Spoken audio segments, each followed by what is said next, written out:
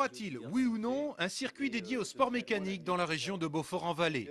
C'est le débat qui, depuis quelques semaines déjà, alimente bon nombre de conversations dans ce secteur du département.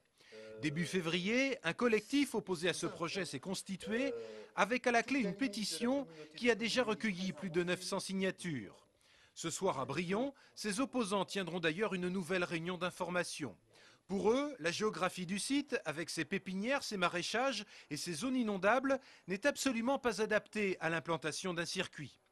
Autre argument mis en avant par ce collectif, les nuisances générées par un tel équipement. Et pour s'en rendre compte, plusieurs opposants se sont rendus le 22 février dernier aux abords du circuit de l'OEAC en Bretagne afin d'y réaliser une vidéo.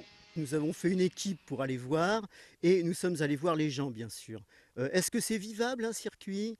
Oui, avec du double vitrage et les fenêtres fermées. Mais l'été, est-ce que vous pouvez manger dehors? Non, c'est pas vraiment possible parce que maintenant il y a une prolifération de circuits. Il y a deux circuits de kart, un circuit de quad, un circuit asphalte. Vous savez, un circuit on appelle toujours un autre. Cet après-midi, Jean-Claude Bruno, l'initiateur du projet, a accepté de s'exprimer pour la première fois devant une caméra en expliquant notamment qu'aucun site précis n'avait été retenu pour cette implantation et que la préservation de l'environnement faisait aussi partie de ses préoccupations. La réflexion permanente, ce sera évidemment un projet qui sera réalisé en HQE, haute qualité environnementale, qui tiendra compte de l'environnement ou de l'endroit où il sera, dans son architecture, dans ces modes de traitement des eaux et autres. On tiendra compte de l'implantation où on sera, mais pour l'instant, on ne sait pas où on va. Jean-Claude Bruno pourra en tout cas compter sur un soutien de poids. Jean-Charles Taugourdeau, le député maire UMP de Beaufort-en-Vallée, se prononce en effet clairement pour ce projet. Moi j'ai très envie que ce projet se réalise. Pour moi c'est pas une lubie, c'est du développement économique, c'est de la création d'emplois à terme, donc c'est de la production de richesse quoi. Et c'est aussi la possibilité d'apporter des services en milieu rural. Dans les semaines qui viennent, de nouvelles études techniques devraient être menées pour étudier la faisabilité de ce projet qui, n'en doutons pas, va continuer à faire parler de lui.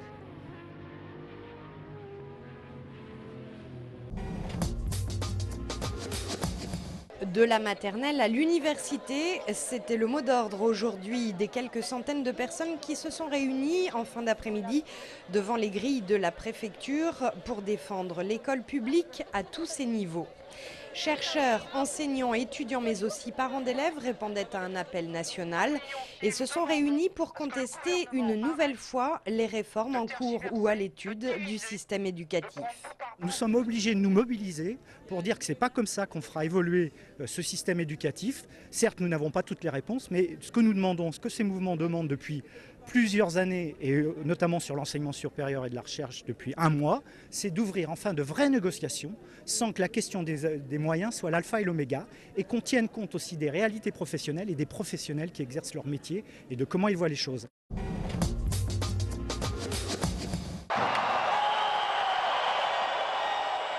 Les Ducs d'Angers seront bien en demi-finale de Ligue Magnus.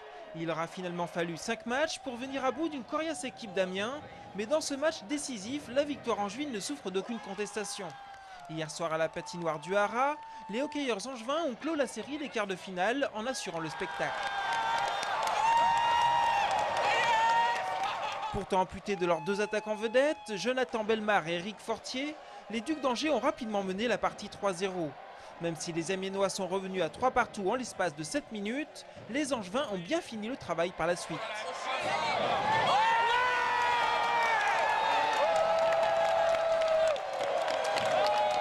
Les Ducs l'emportent finalement 7-3 et valident leur ticket pour les demi-finales. C'est sûr qu'on est content, c'est un long processus, plus long qu'on pensait peut-être. Après 2 victoires, on pensait finir ça un petit peu plus rapidement, mais le principal, c'est de réussir à gagner la dernière partie, puis on l'a fait, puis là, c'est le temps de penser aux demi-finales. Et justement, en demi-finale, les Ducs rencontreront la plus grosse équipe du championnat, Briançon. C'est une équipe bien montée pour aller jusqu'au bout. Un bon gardien aussi, donc c'est sûr qu'on a un bon défi devant nous, mais nous, on n'est pas satisfait d'être en semi-finale. On veut leur donner du fil à retordre. On veut revenir à Angers avec une victoire, d'aller chercher une victoire là-bas, puis revenir ici devant nos fans, puis essayer de mêler les cartes et tout ça, il n'y a pas de problème. Ce matin, je suis venu en fait défier Jean-Daniel Padovani, gardien du SCO, afin de lui tirer 3 pénaltys. Donc j'espère vraiment 3 succès. Et puis voilà, une petite rencontre sympa. Franck a eu la chance ce matin d'affronter une de ses idoles, le gardien du SCO, dans une séance de tir au but. C'est à l'issue d'un concours organisé par le site angersmaville.com que cette rencontre a eu lieu. Et Jean-Daniel Padovani n'a pas hésité à taquiner son adversaire pour gagner. Non, c'est pas... oui, ça a marché. Donc, c'est des petites choses qu'on essaye de faire. Après, il y a des gens avec qui ça passe, d'autres non. Là, c'était plus amical qu'autre chose. Qu'est-ce que tu retiendras de cette matinée ? D'avoir eu le privilège de fouler le gazon de la Baumette, de m'être confronté à vraiment un gardien professionnel qui a été élu meilleur gardien de Ligue 2 l'année dernière. Donc vraiment une journée exceptionnelle. Résultat de cette rencontre et plus d'infos dans SCO News, juste après le 7 minutes. J'aime bien quand ça parle du Moyen-Âge, surtout parce qu'on s'habille en princesse. Et ça aussi, c'est amusant. La vie de château, c'est le thème retenu cette année pour le carnaval d'Angers qui aura lieu les 28 et 29 mars. C'est pourquoi quelques semaines avant le grand jour, les ateliers de petites mains s'activent, comme ici au centre Marcel Menet, où avait lieu aujourd'hui un atelier chapeau. Ingrid, elle a fait un modèle et puis après on a découpé dans la mousse.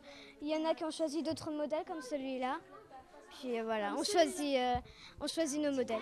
Tous chapeautés, les enfants du quartier du Grand Pigeon vont pouvoir célébrer le carnaval dans le centre-ville d'Angers le samedi, mais aussi le dimanche dans leur propre quartier. Le 29 mars, dans le quartier Grand Pigeon, on relance le carnaval, donc c'est vraiment un événement pour nous.